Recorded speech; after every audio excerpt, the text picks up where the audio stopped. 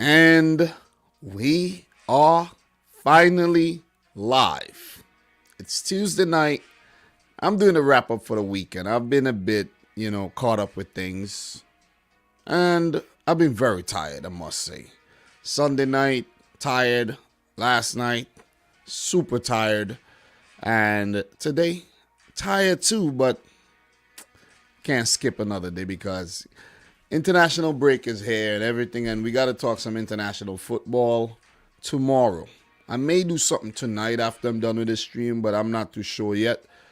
I didn't prep. I didn't do any preparations or anything to talk international football, so I might have to prepare and do that tomorrow. But what I want to do, I want to just wrap up the weekend. I don't want to leave loose ends. You see what I'm saying? I don't want to go into the international break and not address the FA Cup's quarterfinals, the semifinal draw, and actually the Premier League matches that were played across the last 7 days or so. And we just take a look at the table. We discuss the title race, the relegation battle, the race for top four, and of course the FA Cup semifinals. There's a Champions League coming up. And all that good stuff. Club football. You see what I'm saying? Won't be going into any international football in this live stream. And the live stream won't be super long either. This is just to tie up loose ends because I'm a type of person, I don't like to leave things hanging like that. I don't know if you guys noticed that about me, but I don't like to leave things hanging. I'm not going to come back in April to talk about these things when I could actually just close them, talk about it now. But big up to everybody in the house right about now, man. We are about to just get into this. And first, we're going to take a look at the Premier League matches that were played over the weekend and the games that we had in the week. So let's just pull that up and we're going to touch on that. So who will win the top four race? You see, there's Arsenal, Spurs, Manchester United. Above them are Chelsea, Liverpool, and Manchester City. Chelsea, they could actually fall into that race too if they drop more points. But right now, it's looking like they're not about to get pulled into that race. So what else do we have on the Premier League homepage? We have, a couple fantasy football things and no room for racism things. You know the message, guys. Premier League investigates 400 cases of online abuse. Yeah, guys, don't be getting into that online bullying and racial abuse of people and all that kind of stuff on Twitter. You know what I mean? Refrain from those things. Refrain from those things. So, team of the week, Alan Shearer and all that kind of stuff. But what we're going to do is take a look at the results, okay? So, we had a few games over the weekend that we got to actually look at. During the week, we had Everton defeating Newcastle 1-0. Alex Iwobi with that winner. And we actually spoke about that already. Then we had a thriller between Wolves and Leeds where there was a lot of injuries in the game, a lot of controversial moments and things of that nature. And then Leeds ended up winning the game 3-2 with a Luke Ayling late goal. Big points for Leeds United. But the games that we got to talk about and on the weekend is the Arsenal 1, Villa 0, Spurs 3, West Ham 1, and Leicester 2, Brentford 1. Let's take a look at this Arsenal-Aston Villa match. And I did expect Arsenal to, come out victors here. Can't remember making a prediction for this, but Arsenal against teams, let's say, below them in the league have been doing so well. But when they come up against teams that are like in the top 8, they don't do too well at all. And that's been the situation at Arsenal. And I think that is something and a hurdle that they actually need to overcome. In this game, Bukayo Saka with the goal in the 30th minute. And I've been talking about Saka and Smith and Martinelli, Odegaard, and these guys all season. But Saka is the man that's actually he's actually Arsenal's main talismanic figure this season. And what I like about Saka and guys like Phil Foden is that these guys have become match winners. Emil Smith Rowe goes into that category as well. These guys have become match winners. Full-blooded match winners. I love it. I actually love it. You could score goals, you could do well, but are you winning matches for your team? Are you making a difference? When it's 3-2, are you the one scoring that third goal? When it's 2-1, are you the one scoring that second goal? And Saka is a young man that's putting his hands up, and he has a very, very bright future. Look, Aston Villa pretty poor in this game for the most part, especially in the first half, where they failed to actually test the Arsenal goalkeeper, who was actually Bernd Leno on the day. Let's take a look at the lineups really quick, and you guys will see if you don't believe me.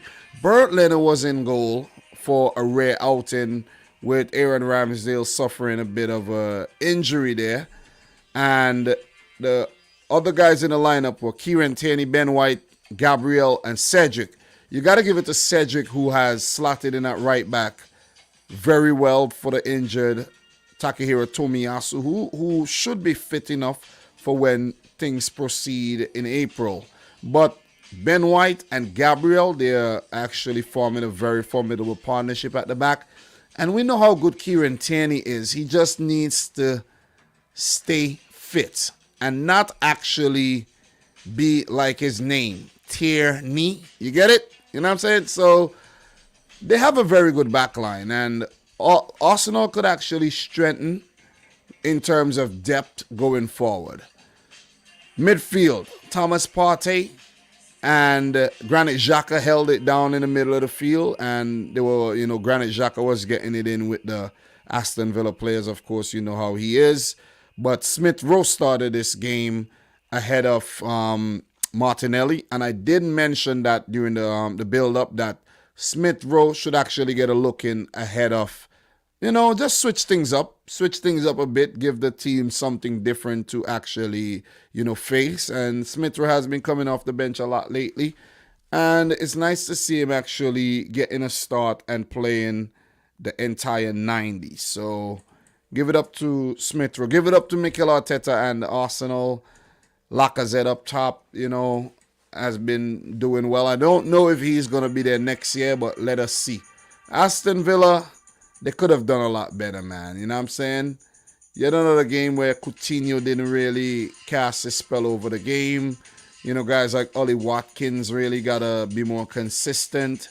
And the Arsenal, against these teams, as I mentioned, they tend to do well. They tend to do very, very well. I'm not going to get into the intricacies of the game further, go into the game, because this game happened, what was that, Saturday? And a lot has happened between now and Saturday, and I don't have any notes in front of me or anything. But this is a big 3 points for Arsenal in their quest to nab a Champions League place for next season. And they're looking like they are going to get that place, because they're fourth right now. They do have a 3-point gap between themselves and Tottenham, who creep into fifth, and a 4-point gap above United. And Arsenal do have a game in hand. And the Gunners, interestingly, still have to play both Tottenham and Manchester United. So pretty good, man. Pretty good stuff. Pretty good stuff. I think the game between them and Tottenham postponed. That will be, I don't know when that game is going to be played, but that is going to be a rearranged fixture. So Arsenal's Champions League spot is basically in their own hands. The remaining fixtures for the Gunners. By the way, big up to everybody in the stream right about now. Part of my manners, I've been talking about Arsenal, Aston Villa. But we're going to get these matches, we're going to get through these games and get to the FA Cup. And just, wrap things up before we go into the international discussions tomorrow and the rest of March. So Arsenal do have Crystal Palace, Brighton, Southampton, teams that I think they are very, very, very capable of beating and they may just go on to beat. And then the test comes when they meet the likes of Chelsea, Manchester United, West Ham to a lesser extent. If Arsenal could get the better of these teams, top four is indeed theirs for the taking. They do have Leeds, Newcastle, and Everton to finish off the season, along with the fixture, the North London derby between themselves and Tottenham. So they're looking good. They're looking good. There's about 5 fixtures in there where, they could lose, but there's another 5 where they could go on to win. But who say that the teams that they're competing with, with for the top 4 spots are not going to drop points along the way as well? So things are looking pretty good for the Gunners. And well done to Arteta and his boys. They were dead last at the end of August. No goals, no points. And look at where they're at now. So great improvement. And they're looking like a team that, who knows, man, maybe in a couple seasons, they could be fighting for the title. As for Aston Villa, they've done well this season for the most part. They're 9th right now with 29 games played. So that's pretty good. That's pretty decent. I think Gerrard, has done a decent job. But they could do a lot better with the personnel that they have on their roster. Players are misfiring. Players are not doing well. 3 wins on the trot, then 2 losses on the trot. Inconsistency. They need to actually be a bit more consistent.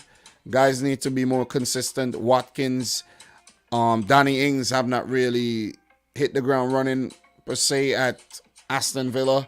There's guys like Leon Bailey. There's Coutinho. Digne got injured. There's a lot of Jacob Ramsey. There's a lot of talent. John McGinn, Douglas Luiz. There's a lot of talent, man.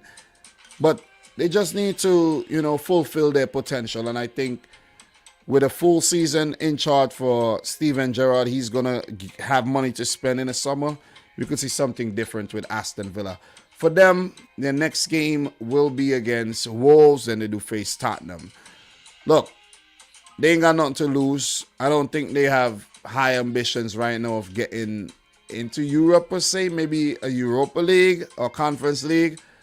But I don't think they'll get that unless they win all their remaining matches. So that's my thoughts on that one. Let me know yours. Big up to everybody in the chat right about now. We will talk Manchester City, Liverpool during this episode, of course. They do face each other in the semi-final of the FA Cup. A week after, they do play each other in the league. We could talk a bit of El Clasico as well. I watched the first half of that game. I didn't watch the second half. I was so surprised to see that Barcelona went on to win 4-0. I did see the first 2 goals, but I wasn't expecting such a beatdown by Barcelona over Real Madrid. But I've been talking about how this Barcelona team has improved under Xavi and how scary they will look in the next coming season. We will talk a bit about that a little later as well. But look, in the meantime, between time, let us actually just stick to the script and talk Premier League football. Leicester City 2, Brentford 1. This is not a game that I watched. I actually watched the highlights, and we were treated to some very spectacular goals in this game. Timothy Castagne, who I didn't expect to be fit for this game. I really didn't expect to see him for this match. And he scored a blinder in the 20th minute. Then James Maddison scored a brilliant free kick in the 33rd. And Johan Wissa scored a brilliant ball, curled around the defenders, per se, in the 85th minute, set up by Brian Mbeumo. Look, this game could have went any which way, man. Brentford had their chances. They were without Christian Eriksen. I did predict Brentford to win this match. But Eriksen didn't play. And could say it hampered their chances. But they did create chances. You got to give it up to Kasper Schmeichel. He made a couple big saves in the match.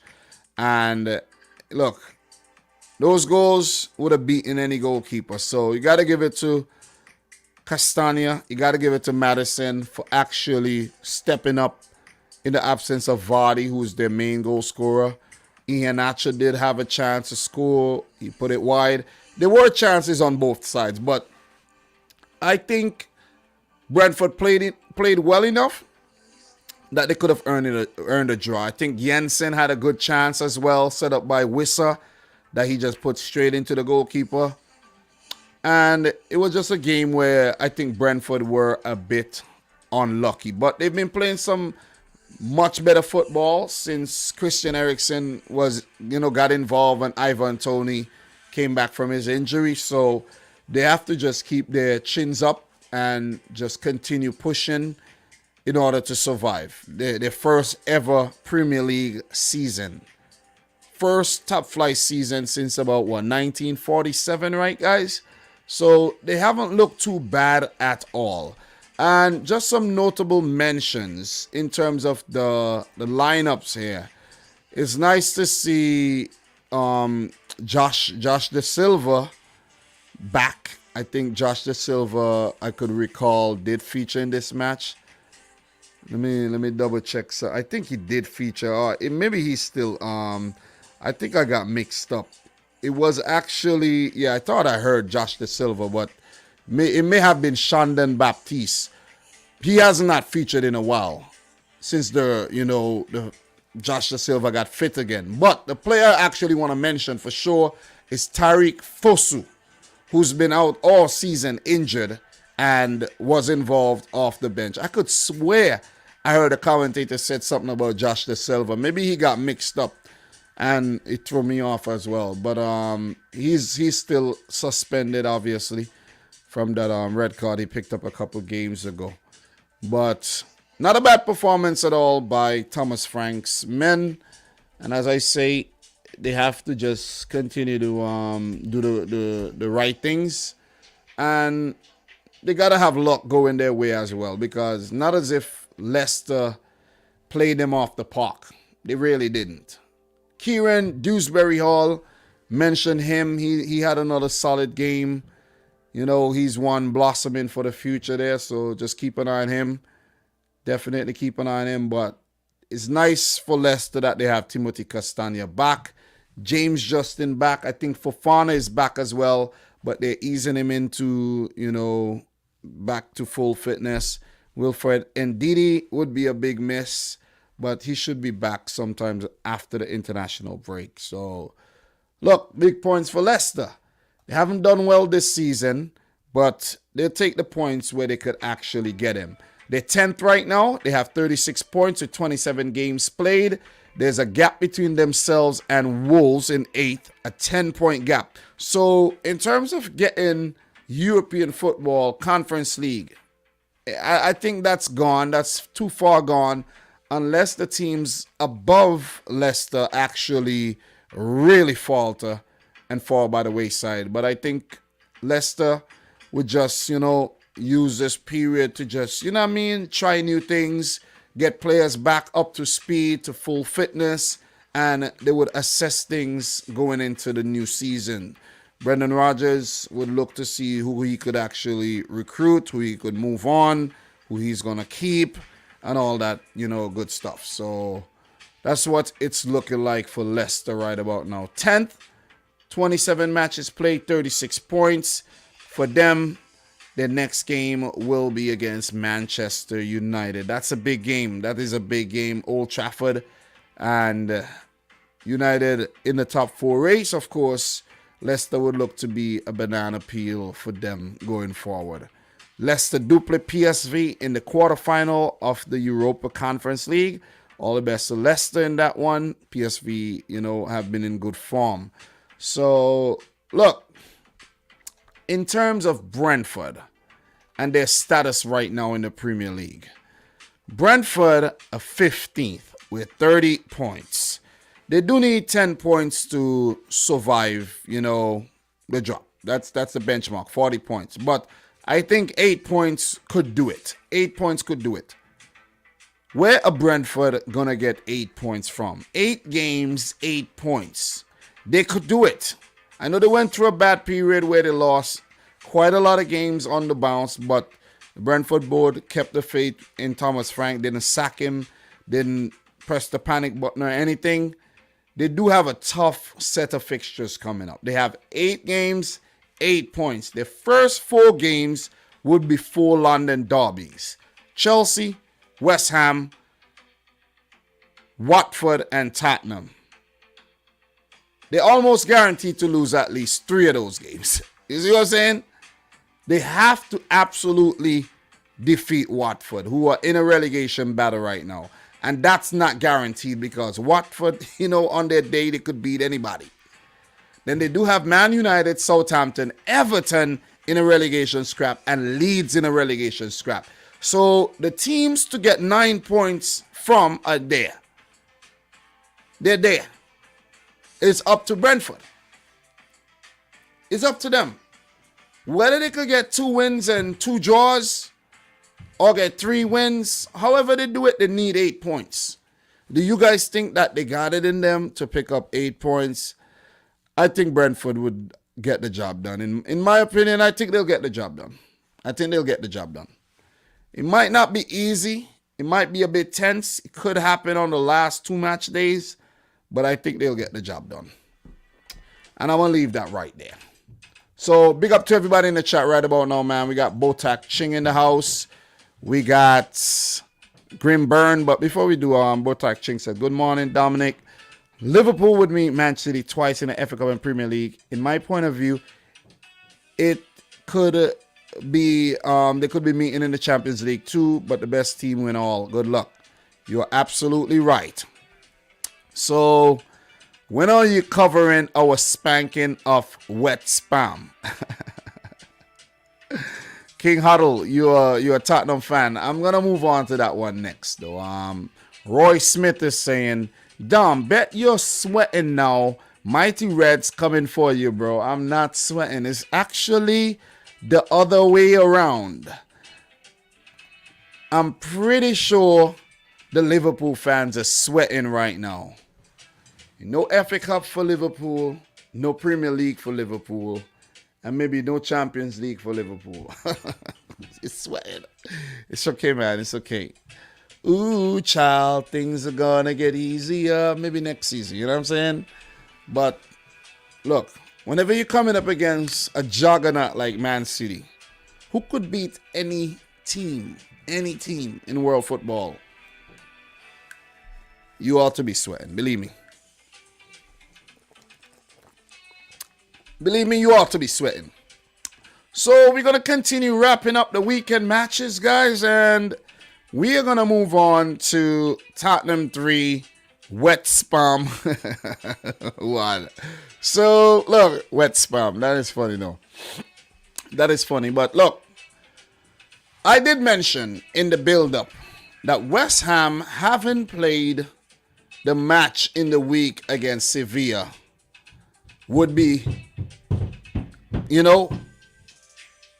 against the odds. I don't know, this boy Liam stomping upstairs there.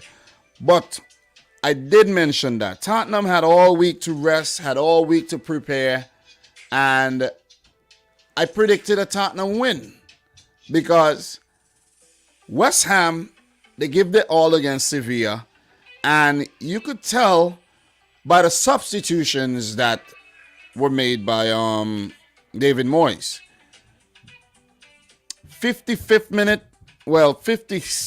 minute, Masuaku and Antonio came off. You see what I'm saying? This is Antonio. This is a workhorse. Masuaku, you could understand, coming back from injury, and he will be involved for DR Congo during the World Cup qualifiers. They don't want to get him injured again. You know what I'm saying? Got to take care of the player. Fornals came on, and Yarmolenko came on because, the Yarmolenko magic that has been going on as of late. David Moyes trying a little thing, but he got it wrong because you got to actually bring on Yarmolenko a bit later for, the super sub thing to work. So, not the best of performances by West Ham at all. Kurt Zouma with an own goal in the 9th minute, and then Son with the brace, 24th minute. But Said Benrahma brought West Ham back in the game in the 35th minute, but in the second half, they just fell to the wayside. And Son scored in the 88th minute. Really, really good breakaway set up by Harry Kane on both occasions. So Harry Kane and Heung-min Son added again, one of the most dynamic duos in Premier League history, if not the most dynamic duo. Didn't these two guys break a record recently? They did, right? I'm pretty sure they did. So, look, Tottenham, very inconsistent under Antonio Conte, but you could see what Conte is trying to do. You got to give it up to Dejan Kulusevski. He had another solid game. Christian Romero was massive in this match, man. I'm telling you, he was everywhere. He was running back, winning the balls, you know what I mean? His recoveries, his tackles, he was just on point on the day. And when you really think about, I was thinking when I was watching the highlights of the Leicester game today, Leicester, their win over Brentford, and I saw Timothy Castagne score the goal. I was thinking about Atalanta and how, they produce all these talents. You know what I'm saying? Christian Romero came from Atalanta. See what I'm saying? Kulusevski went from Atalanta. Well, he was playing at another club, but he joined, officially from Atalanta to Juventus. You think about guys like Robin Gosens. You see what I'm saying? You think about another Tottenham player, Golini on the bench. You know what I'm saying? These are all Atalanta players. You feel me? And the list goes on. And these guys just keep recruiting, as well as they move on. So, and there's probably a couple more I'm not mentioning. Guys like Papu Gomez. You see what I'm saying? So, and in the future, we'll see more. Like guys like Ahmad Traore, who went to United and just wasting away over there. So, look, Tottenham under Conte, you can see what he's trying to build. Let me just come full circle. Kulusevski, Son, and Kane, they're developing a really good partnership.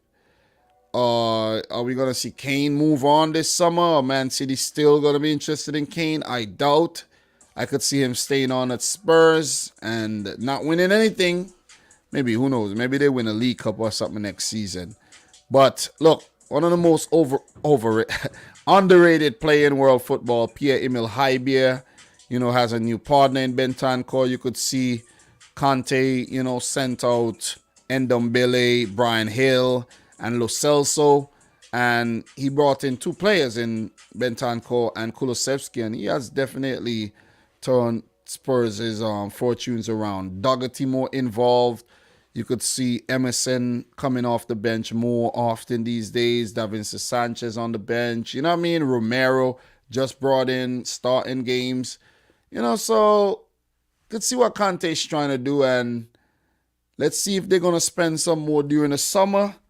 And if he could actually transform this Tottenham team and change their fortunes going forward. But they did boss the game over West Ham United. I think West Ham were very tame in this match. But, they had their opportunities, but just not clinical enough on the day as well. They do have this thing where I think they show their opponent a bit too much respect. Give it up to Fabianski as well. I think he did, a decent job in goal. But look, you have to feel for West Ham, though.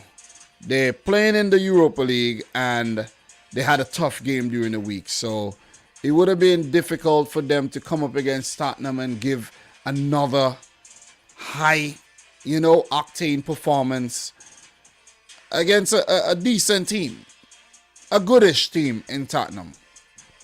So West Ham are coming off of a loss against, Liverpool, the loss against Sevilla, then they won against Aston Villa, then they won against Sevilla, then they're coming up against Tottenham. So you could see that all these games basically happen in the span of about 15 days, 5 big games in 15 days. You see what I'm saying? Not a lot of rest. And David Moyes does not really, he used the same players for the most part. He doesn't really rotate that heavily. 1 or 2 rotations, like Fornals would go out, Ben Rama would come in, Lanzini, you know what I'm saying? But apart from that, it's the same bunch of guys that he uses. And that's basically what happened with West Ham. No other explanation. And you can't really beat up on West Ham too much. I think they've overachieved this season. And they've done well enough to still be in the conversation for a top 4 spot. Because, look, even though Arsenal do have a 6-point gap above them and West Ham play 2 games more, you never know what would happen in the last stretch there of the season. For West Ham, their upcoming matches, they do have Everton. That's a winnable game. Lyon in the quarterfinal of the Europa League. I wish them all the best there. They do have Brentford, Burnley, Chelsea, Arsenal, Norwich, Man City, and Brighton. They do have, I think, maybe an easier running than Arsenal, where they have beaten, they have the capabilities of beating all these teams that I just mentioned, even a Chelsea or Man City, so you can't take West Ham lightly. But kudos to Tottenham, yet another win, but they have to continue winning games, man. They can't go from winning to losing to, It's too up and down. You see what I mean? 2 on the bounce now, a win against Brighton and the win against West Ham. They did beat Everton 5-0, but lost to United. We did not see that Tottenham that smashed Everton 5-0 against United. We saw a different Tottenham. You see what I'm saying? We saw a tame Tottenham team who relinquished relinquish the draw and give you Ronaldo a hat-trick. I don't think Ronaldo played well enough to get a hat-trick at all. That was only his 2nd Premier League hat-trick ever or something like that. So come on, man. You gotta play a lot better. They do have Newcastle, Aston Villa, Brighton. They do have an easier running. I must say, Tottenham, they have it in there. The ball is in Tottenham's court here. They have Arsenal to play. But they have Newcastle, Aston Villa, Brighton, Brentford, Leicester, Liverpool. That's going to be a tough game. But they have Burnley and Norwich to finish off the season with.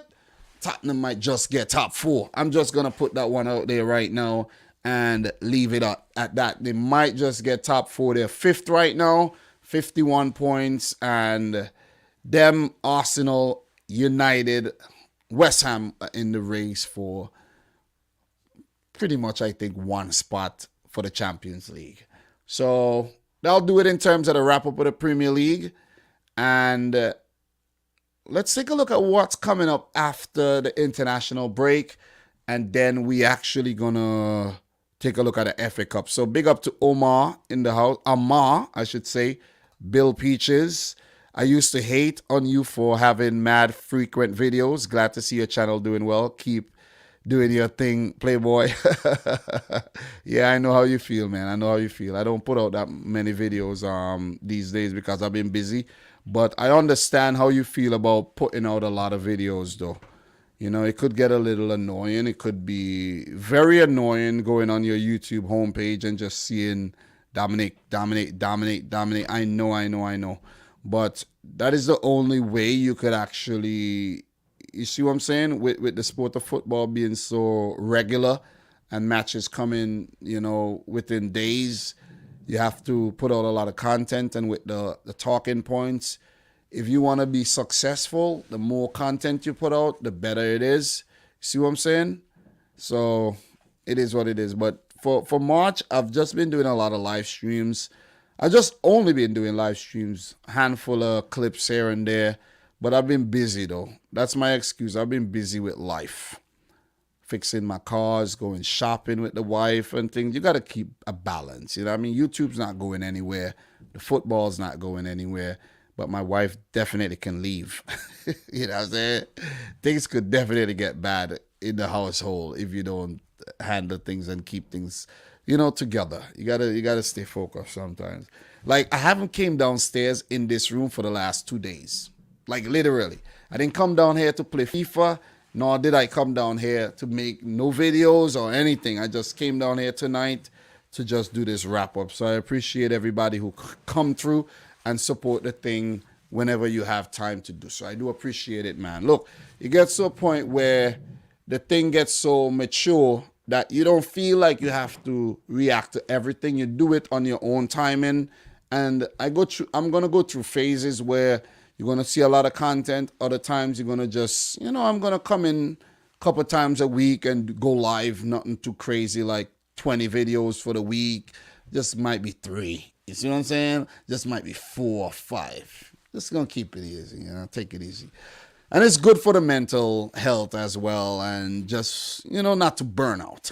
So with that being said, big up to everybody. Make sure you smash up the thumbs up button. Grimburn is saying Spurs are confusing, but I do enjoy them when Kane and Son are in sync.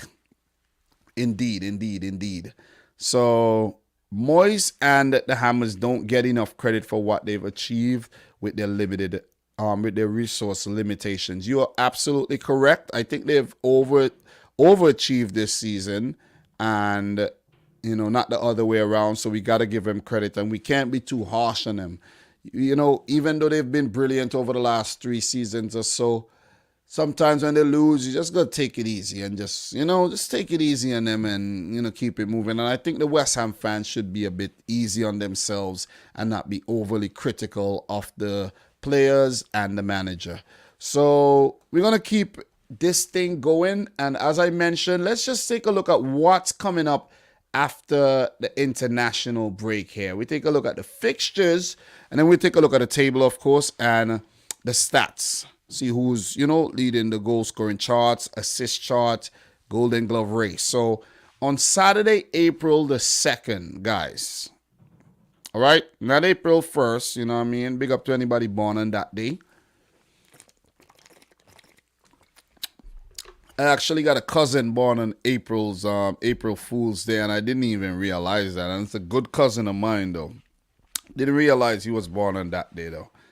I got to hit him up and, say, yo, bro, never realized you were born on April Fool's Day, bro. Like, how come you never told me?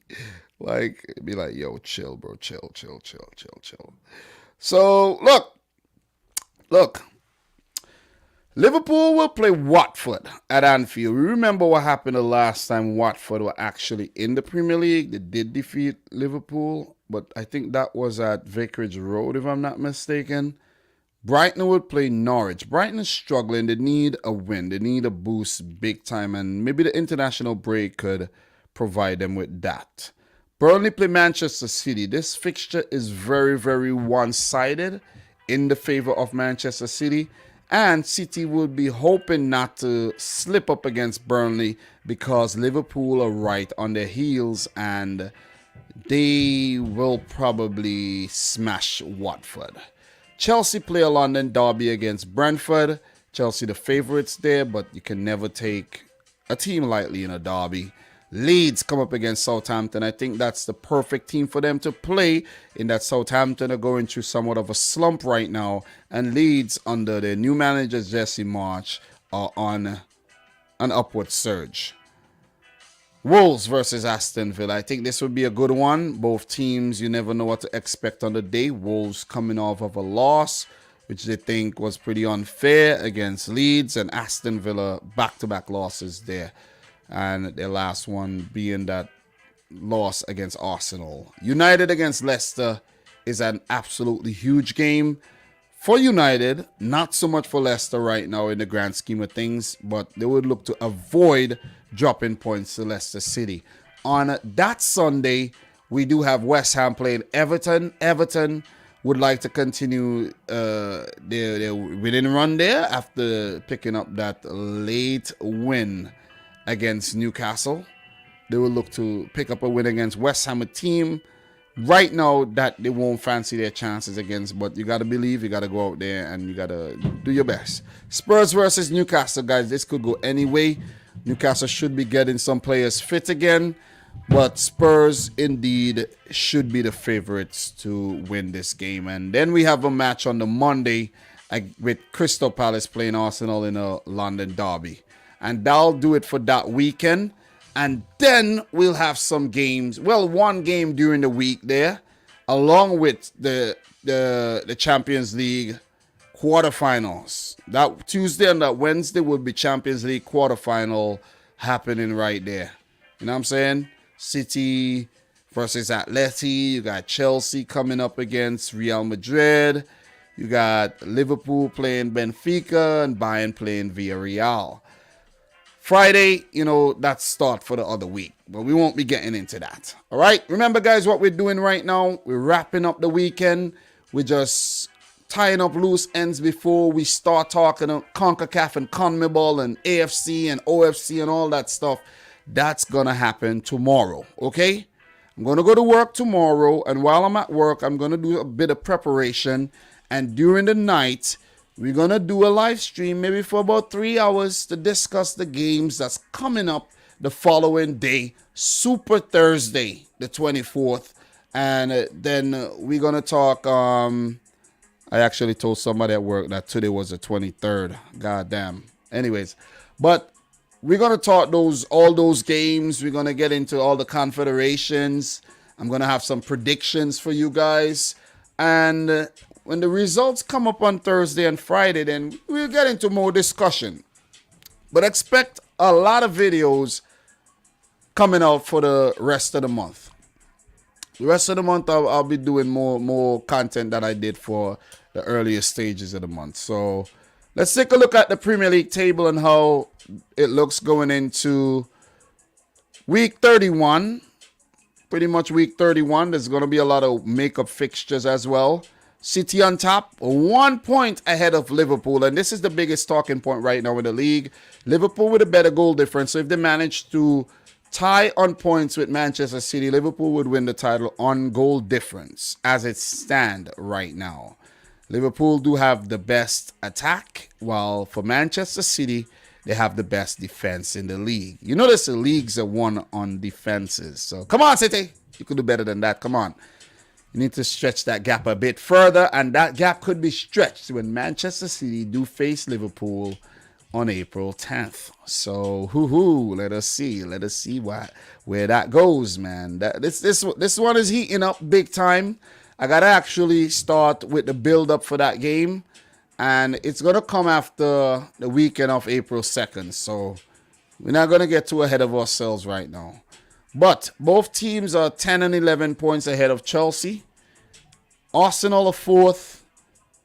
And the battle for the top four are between Arsenal, Spurs, Man United, West Ham as we speak. Just 6 points separating Arsenal from West Ham, 4 to 7. This is going to be a very, very interesting battle for us to keep an eye on. And it's going to create a really nice discussion. Really nice dialogue there. Not too much around Chelsea, only the off-the-field issues right now, the Champions League, the FA Cup. And I will get to the FA Cup. I have a joke for you when it comes to the FA Cup and Chelsea. I have a joke. Just stick around. You'll hear what I have to say. If I don't tell you, just remind me to let you know the joke about Chelsea and the FA Cup right now. So, 7th, West Ham. Wolves in 8. You got to give it up to Wolves. They do have 46 points. So technically, Wolves are in. They could be in with a shout for a top four spot, but they are in the scrap for one of those European places, whether it's the Conference League or the Europa League. Aston Villa, they're way off from that, but they just be looking to, achieve a few goals this season and see what they could work on. And the same goes for Leicester to round off the top 10. Outside the top 10 are Southampton, who have basically fallen off a bit lately. If you click this right there, they did lose their last game to Watford there. One of their most recent results there. They did lose to Watford. They did get knocked out of the FA Cup by Manchester City. So they going through a bit of a slump. But 35 points, one time in the season, it looked like they could have been in the relegation battle, but they're not. Crystal Palace are doing a great job under Patrick Vieira. They're very close to safety. They should be all right. Brighton, they have lost about 6 in a row or something like that. They should be all right as well. But they got to pick up a couple, 6 points or so pretty soon so that they could just quell those nerves. Newcastle, they basically separated themselves from the whole relegation scrap. But you never know what could happen. They could get dragged back in if they don't stop the current bleeding. 2 losses on the bounce, I think. Brentford, they have picked up 2 wins along with that loss against Leicester. So they are on 30 points. So they're close to surviving. So to Leeds, 29 points. The teams that are really in trouble right now are Everton, Watford, Burnley, and Norwich. Norwich, I think they're done. But you never know. That's the thing. With 9 games left, what if they win all 9? If they win all 9, they survive. That's 27 points. I don't think they'll get 27 points. Could they get 23? I don't think they'll get 23. So that's the thing. Norwich are relegated.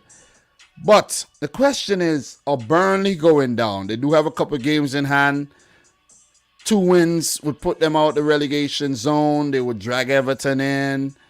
You know, the same for Watford. You know, these teams are very tricky, though. Very, very tricky. It'll be kind of sad to see Burnley go down, but to be honest, I really don't care. I've said that on a few occasions. But it'll be sad still, seeing how long they survived. And, you know, they're one of the teams that always give you that gritty football, and they give you that result, unexpected result on the day. Watford, I really don't care if they go down because of how they treat their managers. They're on their 3rd manager this season, so they could go down. I don't want to see Everton go down. I feel kind of bad for Lampard already. You know what I'm saying? I think it just might be Watford, Burnley, and Norwich going down, just the way it is right there. But you never know, man. It's going to get interesting going into the final stretch of matches. So let's just click on one thing here really quick and take a look at I think I'd rather just click, let me see. There's a section where you could click View All, and it would just give you all the big stats. But Salah, man, let's give it up to Salah. Let's indeed give it up to Salah. 20 goals this season. And when he scored 30-something goals in his first season at Liverpool, we thought that was, okay, that's a fluke. He ain't going to be doing it again. But look, Salah just keep scoring them for fun. See what I'm saying? Breaking records. Son with 13, second. I don't think he's catching Salah. Jota, you got to give it up to Jota, 13 goals. Cristiano Ronaldo with 12. Wow, he crept up. You know what I'm saying? The hat-trick really helped. Kane with 12. He's been a late bloomer this season. Sadio Mane with 12. Let's give it up to the Liverpool players for actually being in the, having 3 players in the top 10 there for the goal-scoring charts. Mahrez, and Sterling, the only City players over 10 goals. Goals have been spread out this season, and Jamie Vardy with 10. Could click the full list, but we're not going to go into that. Liverpool, again, dominating the assist charts. Trent Alexander-Arnold with 11. Andy Robertson with 10. Then you have Mo Salah with 10 as well to go with his 20 goals. You got Paul Pogba, Jared Bowen, Antonio, Gabriel Jesus, Lacazette, Mount, and Harvey Barnes with 6 assists. João Cancelo leads the passing stat. Emerick Laporte, Rodri, followed by Van Dijk, Ruben Diaz. The Man City players really dominate in that. But got to give it up to Mark Guehi, who recently captained Crystal Palace in that FA Cup game. So you could see that they're really pushing Mark Guehi, who picked up his first call-up for the England national team as well. Alexander-Arnold made the list. Thiago, Rudiger, Hybier as well. Look, minutes played, Jose Sa. What a season he's had. First season in the Premier League. And I said on numerous occasions that I think he's an upgrade from Rui Patricio. So I actually thought Rui Patricio was really good until I saw more of Jose Sa. So give it up to the outfield players like Connor Cody and Pontus Janssen for making the list. And guys like Stuart Dallas, Tyreek Mitchell of Crystal Palace, Matt Cash as well. So look, Salah, most shots, most goals, 115. Mbeumo 7 times. He hit the post. Rafinha 6.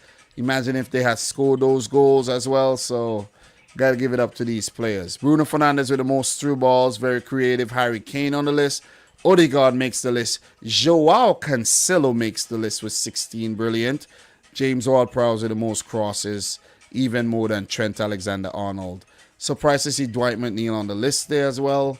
Andy Robertson makes the list. Defensive, you could see Christian Norgard with the most tackles. And blocks, Tarkowski. These guys do the dirty work for the respective teams. Clearances, Pontus Janssen. Headed clearances, Ethan Pinnock. Give it up to the Jamaican international. I see people been arguing for Trent Alexander-Arnold. I don't see him on none of these defensive stats. None. And everybody, a lot of people come in and argue for Trent Alexander-Arnold about how well he defends, and I don't see him topping none of these charts. See what I'm saying? But give it up to... Oh, man. Alisson is number 1. Him and Edison both have 16. But Alisson played less games, I think. God damn, Edison. You got to get your act together, bro. 16 for the Brazilians. Aaron Ramsdale with 12. Hugo Lloris and Jose Sa. Anyways, we're going to leave it at that, though. Definitely going to leave it at that. Big up to everybody in the stream. Let us actually take a look at the FA Cup. And big up to Abel, of course. Tonius Cole from the spot. Yep, definitely one of the best penalty takers in the league. Let's switch over to the FA Cup and discuss that competition briefly. Won't be getting too deep into all the details and everything. You know what I'm saying? I didn't take any notes for these games. I just watched and enjoyed the games. So we're not going to really get too deep in terms of, every bit by bit action that happened in the games. Not at all. Not at all. We ain't going to do that. So let's just go over to the FA Cup and switch tabs there. And you could see in terms of the headlines here. Let's go down. Liverpool and Manchester Mayors want FA Cup semi-final switch from Wembley because there's some, I think the story reads there's some construction going on, and during that time there'll be no traveling going down really from, those places up in the northern part of England and going to the capital. So they wanted to actually move. FA ignored warnings as Liverpool and Man City semi-final controversy. Blah, blah, blah, blah, blah. You know what I mean? So, yeah. That's what's going on there. Let's just not really talk too much about the off-the-field things right now. And let's take a look at what actually happened in these 4 quarterfinal matches. I actually got 3 right in terms of my predictions. Chelsea to beat Middlesbrough, of course. City to beat Southampton and Liverpool to beat Nottingham Forest. I did predict Everton, Crystal Palace to go to extra time and to penalties with Everton prevailing. But Crystal Palace put a mighty lashing, a royal lashing to the Royals of Crystal Palace on Everton. Royal beating. That was a one-sided game of football. Everton never showed up. They really didn't show up. They had opportunities, not good enough. Mark Guehi, 25th minute, good header from the corner. Jean-Philippe Mateta, I think that was a tap-in. Zaha chipped in with a goal. And Will Hughes with his first goal for Crystal Palace off the bench. They were just having fun. They were taking advantage of poor Everton. You click the lineup here. I was actually surprised to see Pickford back in goal. I thought they would have actually, continued with Begovic since he didn't do too bad in that win against Newcastle. Really surprised they brought Pickford back. All he was doing was picking the ball out the back of the net. One setback here for Everton is that Andros Townsend, who started the game, limped off very, very early. And that's a big setback. When it comes to injuries, Newcastle and Everton are up there in the numbers. Leicester as well, but Newcastle and Everton, they have a lot of players on the treatment table right about now, man. So you definitely got to feel for them. But Well played, Crystal Palace. They managed the game very well, something you don't really associate too much with Palace, but they played well. Eze had a bright game. Got to give it up to him. He was out for 8 months. He's back and he's playing well. Michael Olise with the delivery for that corner though. Olise definitely one for the future. He got a call up to the French under-21 national team. So you could see him for the French national team very soon. He's also eligible for Algeria as well as England, but it looks as if he's going to choose France. Nice to see Zaha on the score sheet once again. He's, been scoring a lot in the last couple of games, and you guys know how good Wilfred Zaha is. So, quality victory for Crystal Palace. And they were drawn against Chelsea in the semi-final for a London derby there. I'm afraid that might be where their tournament ends, but for them, they would want to go out there. It's on neutral ground. It's on Wembley. Put their best foot forward and maybe pull off an upset against Chelsea here, where Chelsea would have other things like, the Champions League and whatnot to deal with at that time. And Crystal Palace could actually use that to their advantage, where they would be the fresher team going into this match. So all the best to Palace and Vieira. Got to give it up to Vieira. His brilliant run in the FA Cup, both as player and manager, continues. And it's just nice to see Vieira do well. It will be lovely if Crystal Palace make the final of the FA Cup. It would maybe be, a one-sided final if they do make it, because, look, if Liverpool defeats City, Liverpool versus Palace, we know what happens. And Man City are not gonna go winless 3 times this season against Palace. Just the way it happened against Southampton, draws for both Premier League matches and whooped up in the FA Cup quarterfinal. So, look, congratulations to Palace. All the best to them in the semi-final when they face Chelsea.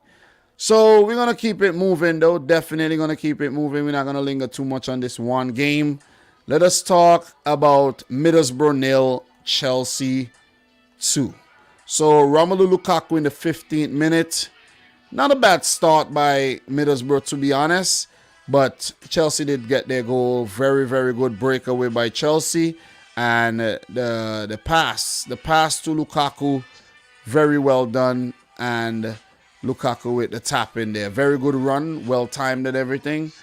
And good confidence booster for Lukaku, who actually started this game, guys. So I did mention that Hakim Ziyech should be the player to watch in this FA Cup quarterfinal.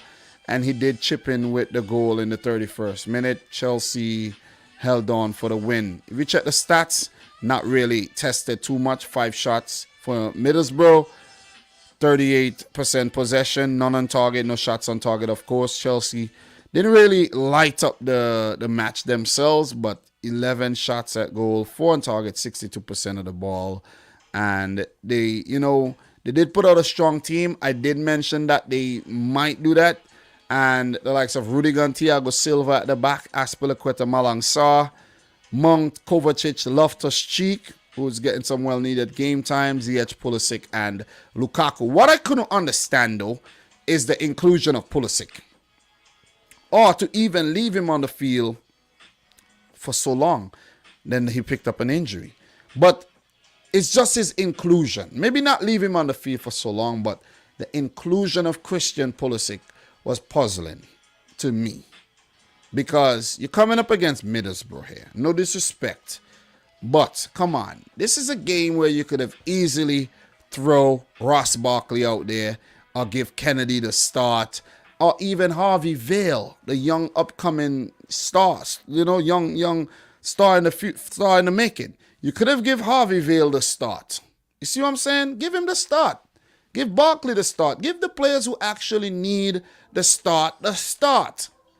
I was even surprised Mendy was in goal, but I didn't see Kepa on the bench here, so maybe that's the reason why Mendy was in goal because they didn't want to trust Bettinelli. But give Bettinelli the game. You see what I'm saying? Come on, Chelsea. You were never. I don't think they were ever going to lose this match. I don't think they were. I think Chris Wilder and his boys had it cut out for them on the day. And it was always going to be a very, very, very tough task for them to topple Chelsea. See what I'm saying? They did have some little good moments in the game, but overall, it was too tough. Congrats to Chelsea. It's an expected result. They move on to the semis of yet another competition.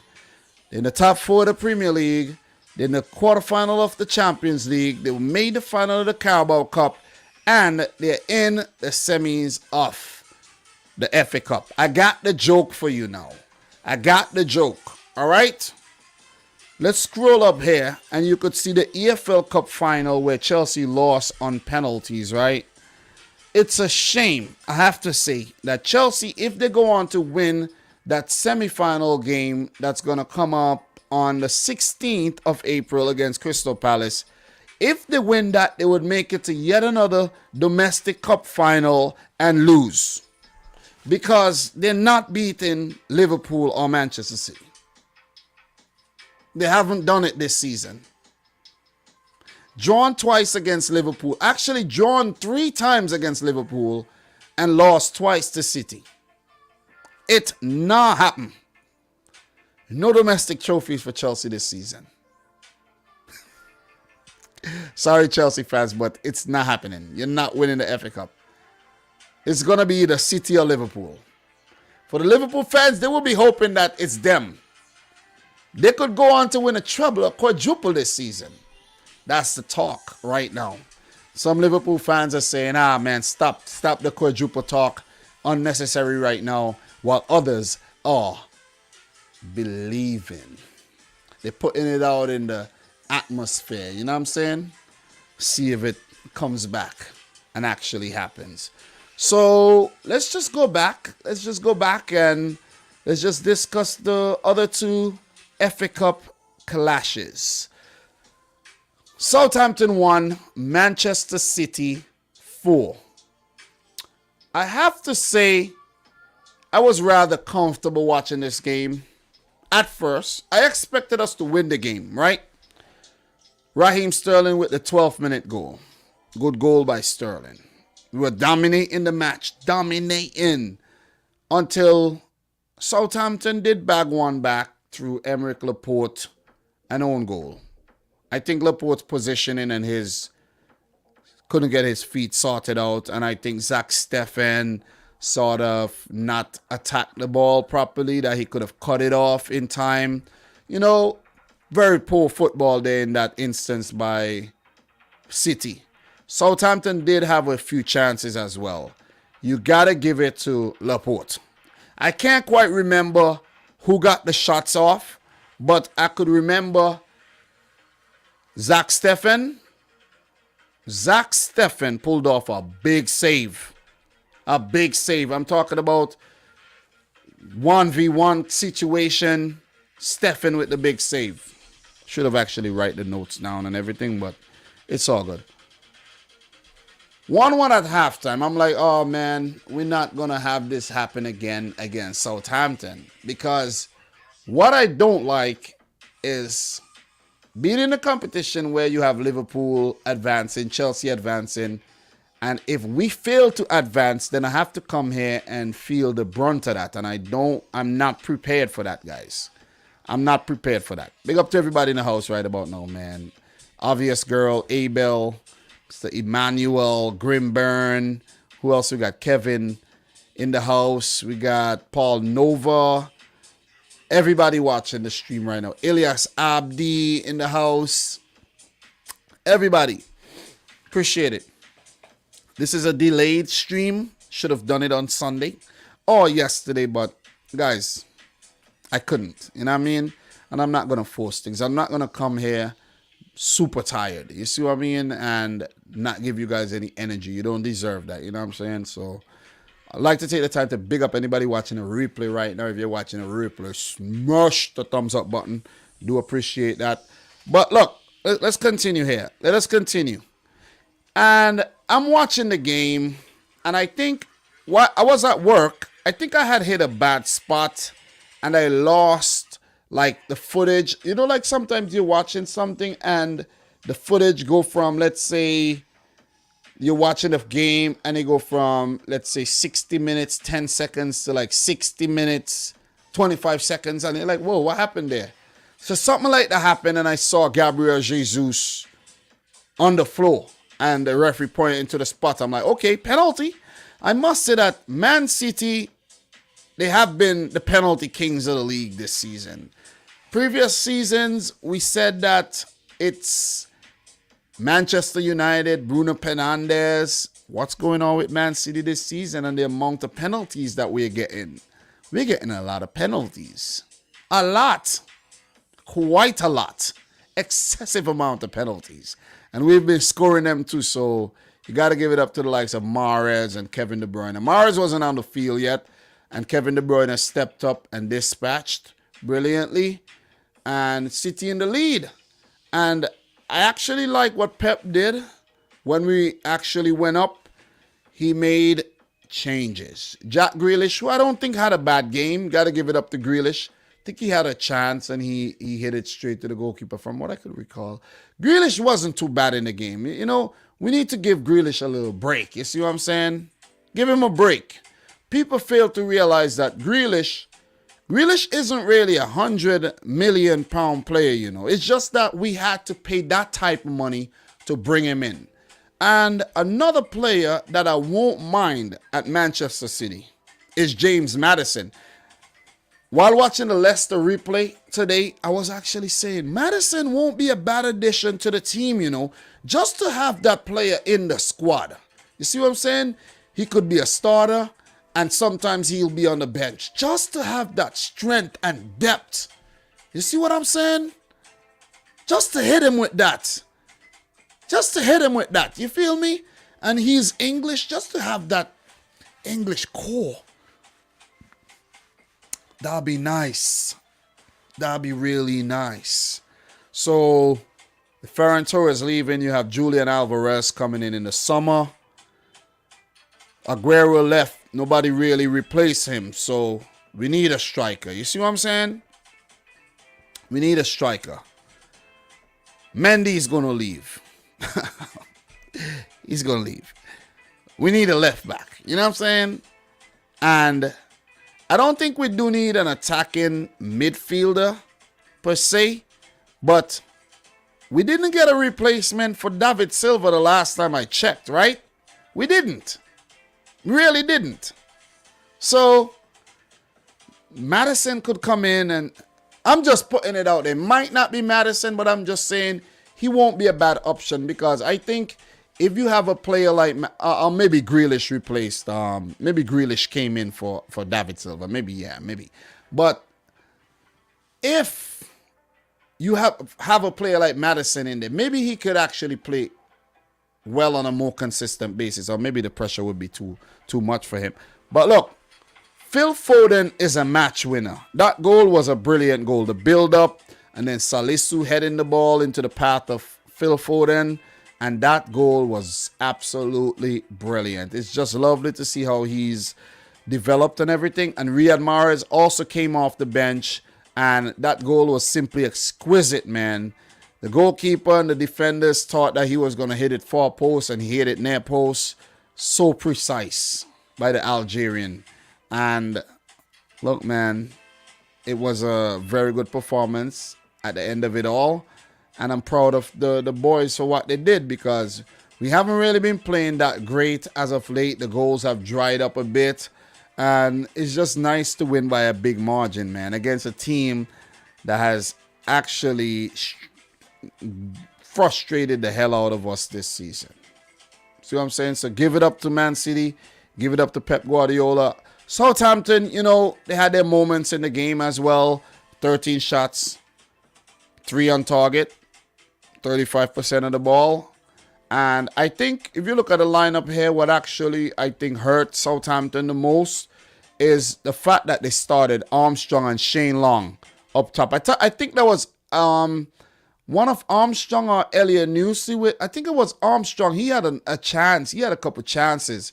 But I think this is the mistake that Hassan Hutter made. It's good to give, show the faith in your players and rotate from the cup to the league.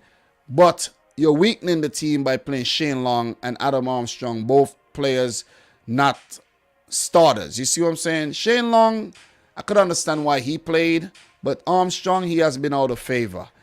If you check the bench, they brought on Che Adams and Amanda Brozier. Those players I thought were going to start. If they had started with those players, it could have been a different situation. Ake Zinchenko, Fernandinho Mahrez, and Phil Foden came off the bench for Manchester City. And the likes of Ibrahima Diallo, Will Smallboat, and Musa Jenepo also got a sweat for Southampton. So, look, Hassan Hutter could focus on the league now. For Manchester City, still fighting on three fronts, where City could win a treble. People are not talking too much about this, the fact that City could win a treble. The FA Cup, the Premier League, and the Champions League. And they could yet go on to win nothing as well. And that is also something that we could talk about. City could go on to win nothing. But I don't think that's going to happen. If it happens, it will be a very embarrassing season, I got to say. But I don't think that's going to happen, though. We must win at least two of those. We must win two. It's a must. It's a must. I'll be really disappointed if we don't, though. So City move on to the semi-final of the FA Cup to face Liverpool. A marquee affair against Liverpool, who I have to say, I know the Liverpool fans don't like this, but I have to say, Liverpool were lucky to win this game. Give it up to Steve Cooper and Nottingham Forest for taking this game to Liverpool. A very strong Liverpool lineup. You take a look at this lineup here. Jota, Firmino, Elliott. Firmino did get an early chance and he didn't take it. Jota eventually scored in the 78th minute. And as an opposition fan, it's very annoying to say the least.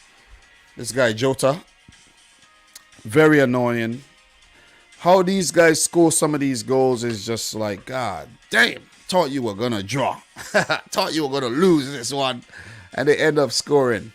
But a player that I've given a lot of praise this season, though. Not Takumi Minamino, but Costa Tsimikas. A right-footed cross by a left-footed player. Very, very good.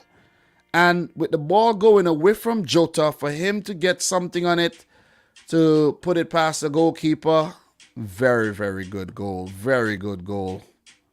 Very quality goal. Not the strongest Liverpool 11 from the start, but still solid. Likes of Jota, Firmino, Elliott, Oxlade, Chamberlain, Fabinho, Naby Keita in the midfield. Very robust in the midfield.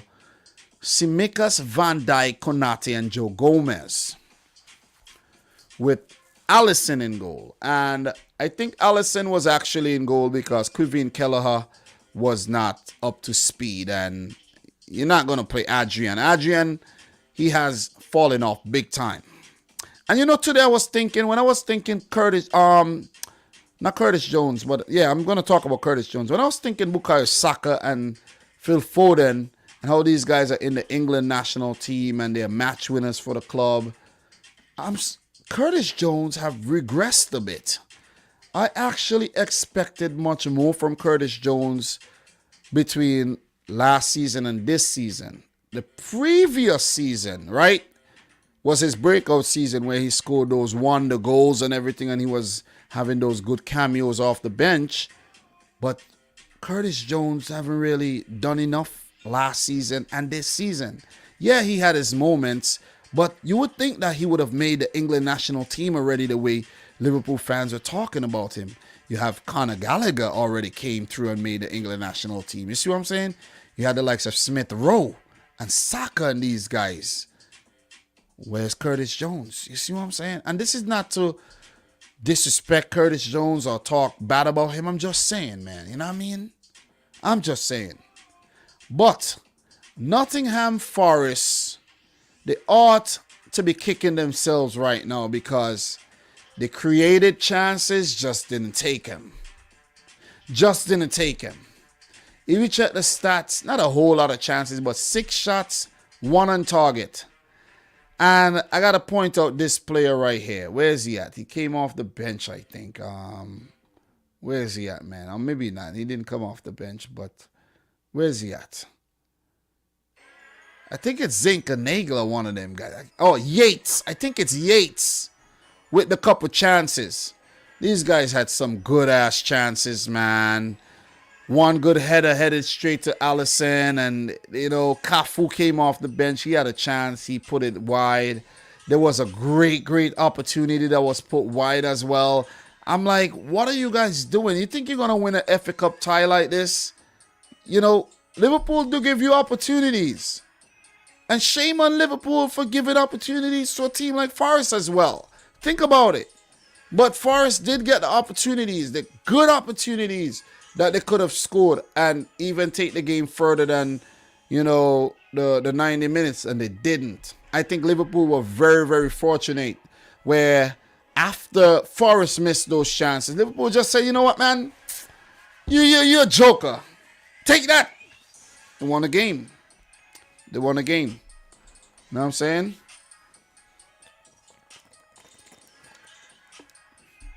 Thiago Henderson, Minamino, and Diaz off the bench. They won the game. You know what I'm saying? If you look at the Nottingham Forest team there, you could see, you know, former Brighton man Gaetan Bong, Canadian international Richie Larea didn't get a run out. I would have liked to see Larea with a run out. Former Bournemouth man Sam Surridge. You have the likes of Brice Samba, a young goalkeeper there. Quality goalkeeper. Young Frenchman Loic Mbeso. You know, they got some good players in their team there as well. Keenan Davis, on loan from Aston Villa. You got the likes of Jed Spence, who's a, you know, good talent. And Ethan Howard, man, who made, you know, a couple of big saves in that game. Give it up to the USA international Ethan Howard. Mexican fans, you know, probably having nightmares of him from the CONCACAF Nations League. So Liverpool prevail in the end. I think, you know, they didn't play to their best, but like they've done many times this season, not play to their best, ended up winning. I think Steve Cooper did a great job, and you know, he's haven't done a bad job lately. He was in charge of Swansea.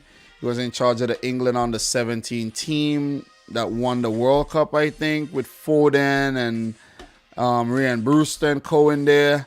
So he's been around. You know what I mean? He's definitely been around. So Liverpool through to the semis to face Manchester City. And this is a marquee affair. This is as marquee as they get. Manchester City versus Liverpool at Wembley, April 16th. 6 days after they play in the Premier League at the Etihad. So we're going to be double treated.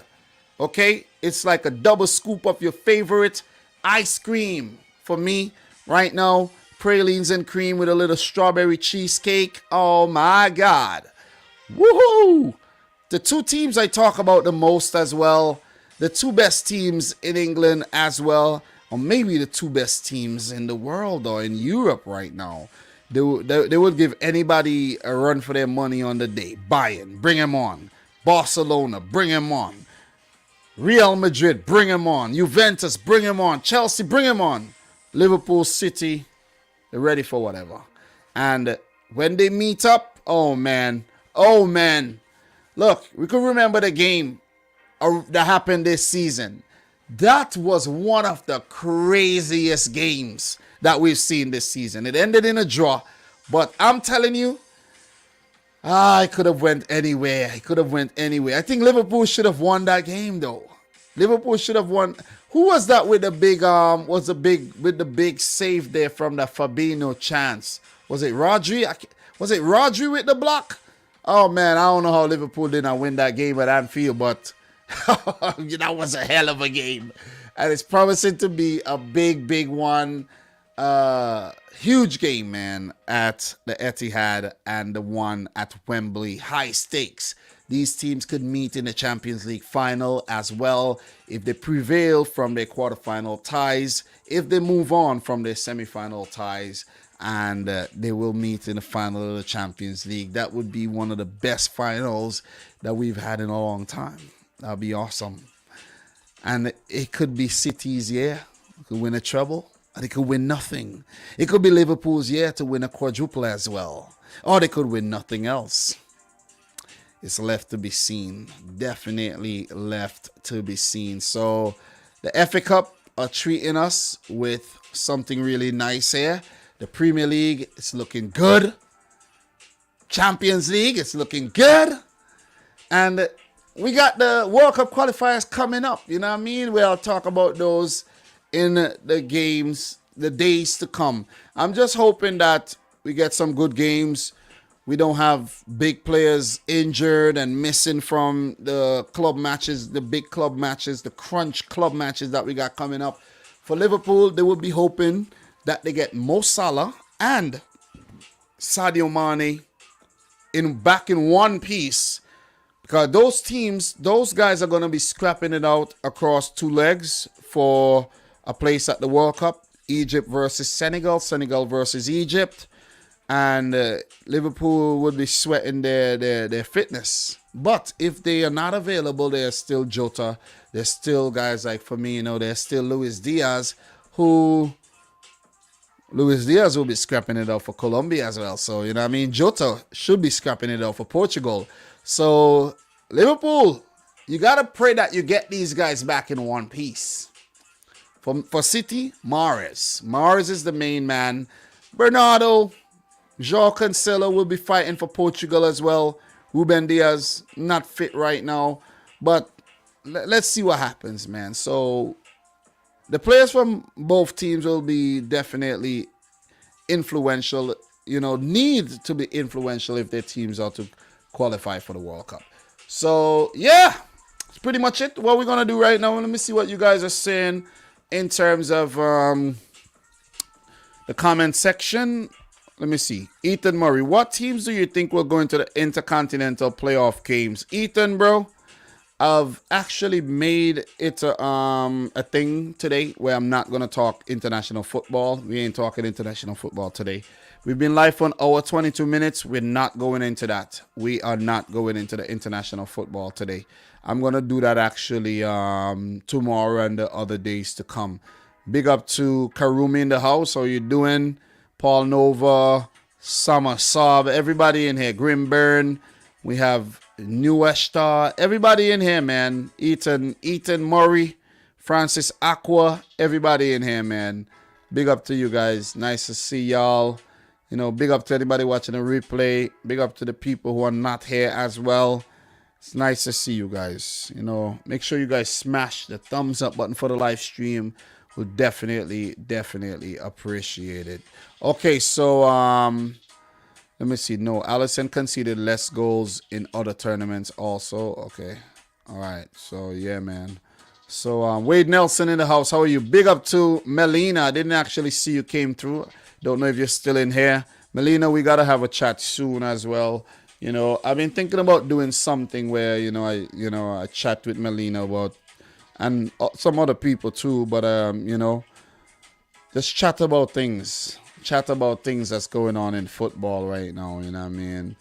I've been a bit lazy lately, and I've been tired, you know what I'm saying? And I've been busy.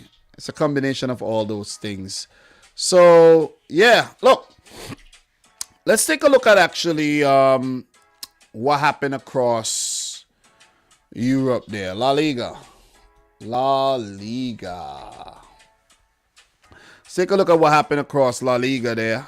And primarily the game between Barcelona and Real Madrid. What a result for Barcelona, though. Look, let me actually get that on the screen right now. You guys are not looking at what I'm looking at. I just realized that. So that would have been a situation where I'm talking about something and it's not on the screen. Pierre-Emerick Aubameyang, 29th minute. What a cross by Ousmane Dembele. Really good header there by Aubameyang. 38th minute. Ronald Arroyo from the corner. What a freaking thumping header by the young Uruguayan who was favored at right back ahead of Dani Alves. Ferran Torres in the 47th minute, who threatened in the first half as well with a couple chances, and Aubameyang with a brace, who said, I thought they said I was finished. I was a finished player. You know what I mean? He's pretty much a finished product. It's nice to see him doing well again, man. You know what I mean? You know, sometimes if it's not working somewhere, you move. But what a performance. Look, this Real Madrid team look clueless without Benzema. Clueless without Benzema. And it just threw the team out of whack, man, because you take a look at the lineup, you know what I mean? They did have their chances, you see. 14, 4 on target. But Barcelona were the better team. 18 shots, 10 on target. You know what I'm saying? So you take a look at the lineup here for Real Madrid. They actually played with a false 9, per se, with Modric playing as the false 9. Vinicius Jr. was basically on the wings. Valverde was in the middle, right? One of their big chances from what I saw early on in the game was when Valverde released Vinicius Jr. and he couldn't sort his feet out and he was crying for a penalty. He was supposed to do a lot better with that. Rodrigo with a shot. He has not scored enough goals this season as well. Casemiro is just raising up his head when, you know, they conceded goals. You know what I'm saying? So it was they had a tough time on the day. Really, really tough time. But when you have Modric playing, you know, through the center there, where he's supposed to be back here, spraying the balls up, you know, for the likes of Vinicius on the wings, or whoever would have played on the wings on the day. I don't think Rodrigo would have played. And to pass the ball to Benzema, he's up there. You see what I'm saying? Playing out of position. So I think that's what threw Real Madrid off their game, man. And Barcelona, you got to give it to them. Coming into this Clásico, I think, with losing 5 of the last, you know, 5 of the last 5 Clásicos. It's a big statement winning this one. And when you look at their team, bringing in Ferran Torres, Aubameyang, and even Adama Traore, it has really helped the team big time. Pedri, a breath of fresh air. Likes of Busquets and Alba and Piqué look like these guys have been resurrected. Ronald Araujo, he has been really, really key. Frankie de Jong deserves a lot of shout. And Ousmane Dembele, with all the drama surrounding him, he played well in the game. Eric Garcia, who a player I really don't like. Even when he was at City, I really didn't like him like that. He had a solid game. You see what I'm saying? He had a solid game. What's going to become of Memphis, though? Are Barcelona going to go look to sell Memphis next summer? It's left to be seen. Left to be seen. Nico Gonzalez and Gavi, definitely players that's going to be part of the framework going forward. So, quality win there by Barcelona. Atletico Madrid did win their match as well. If we go back here, I'm going back too far. But if we did go here, we could see Atleti beat Rayo Vallecano 1-0. You could see where is Sevilla. Sevilla drew their game. So that's, you know, positive for Barcelona there as well. We take a look at the standings. Barcelona, who at one time did not look like they were even going to get Europa League in I mean, the La Liga table. They were like way down in 8th and 9th. And Sakralo Koeman really pulled things back to Xavi. I think, 12 games now? No losses. Brilliant. Brilliant. Look at Barcelona here and their form. Right? 4-0 against Real Madrid. 2-1 against Galatasaray. 4-0 against Osasuna. 0-0 against Galatasaray. Beat Elche. Beat Athletic Club. Beat Napoli. Beat Valencia. Drew to Napoli there. Drew with Espanyol. Beat Atletico Madrid. Beat Alaves. When did Xavi come in at the club? I think was Xavi there at the Copa del Rey? The Copa del Rey was he there at the Super Cup as well? I don't think so. I think that was Koeman. I don't know. I can't remember. Let's just take a look there. I think that was Koeman though. Nah, that was Xavi. That was Xavi. You know, so those are the games he had lost. You know what I mean? But he's been doing well. You know what I'm saying? Last 12 unbeaten. Last 12 unbeaten. Pretty much. But before that, he lost a couple. You know, he was just, building things, putting the building blocks together. But let's go back to the table, though. Barcelona with 28 played, 10 games to go. They're right behind Sevilla. And I do think they have Sevilla to play as well. Let's take a look at Barcelona and their fixtures to come, right? They do have to play.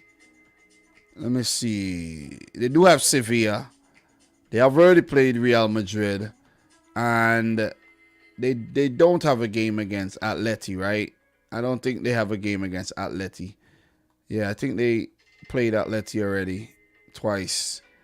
Unless the game is postponed. But I think they played Atleti already. So, the game against Sevilla. Barcelona will pass Sevilla.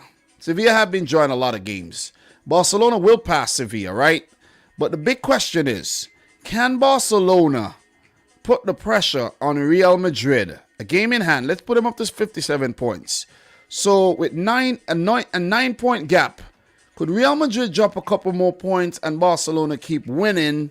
Could Barcelona actually catch Real Madrid? I think it's a bit too far off. But it's going to be interesting, though. Because for Real Madrid, they still have to play Atletico Madrid. They still got to play Sevilla. You see? So, and they got Betis on the final. Then Betis could be a tricky team. You see what I mean? So, it's on. It's on in La Liga. And I think that was one of the big talking points over the weekend. El Clasico. I actually did not watch the second half because I was quite distracted by a cricket game that was going on between West Indies and England, where West Indies were actually fighting to draw the game. So, I was watching a bit of that. Because I'm not a La Liga guy, to be completely honest. Big up to Chase Athletics, by the way. I'm not a La Liga guy, but I like to stay, up to date with what's really going down in the other leagues as well. So, yeah, man. Yeah, that's pretty much it for the weekend recap. To just round up the Premier League and what happened in the couple games that we had. And the FA Cup as well. And to talk El Clasico. Other games happen on the weekend, of course, but I'm not really here to discuss those things. Guys, it's 10:15 p.m. It's late. I got work in the morning, and we will be live tomorrow to talk World Cup qualifiers. So I think I'm going to take a breather. I think I'm going to go take a chill. I think I'm going to take a chill pill. You know what I mean? I'm going to take a chill pill. It was nice chatting with y'all again. I know you have a lot of questions. I will answer them on another live stream. I'm going to take it easy, okay? Guys, sorry to leave you so abruptly, but I've covered everything I wanted to cover. An hour 33 minutes. I think I've done, that's a lot of talking, man. You want me to talk for another hour and a half? I can, but we ain't going to do that today. I'm going to preserve the energy, okay? So, look, guys. Thank you for tuning in to yet another live stream. We got a lot to talk about for the rest of the season. Liverpool, Manchester City, Champions League, FA Cup. We got to talk World Cup qualifiers. I'm closing in on 50,000 subs as well. We're going to do a big Q&A for that. We're going to do some things. I want to actually buy a plant to put in the back over there. To just, you know what I'm saying? I want to transform this room. I want to have some nice LED lights, then turn this bright light off and just chill sometimes. A lot coming in the future though. I ain't done yet. So, guys, thanks for tuning in to yet another one from your boy Dominic Rich. Peace out. Rich Squad. Peace.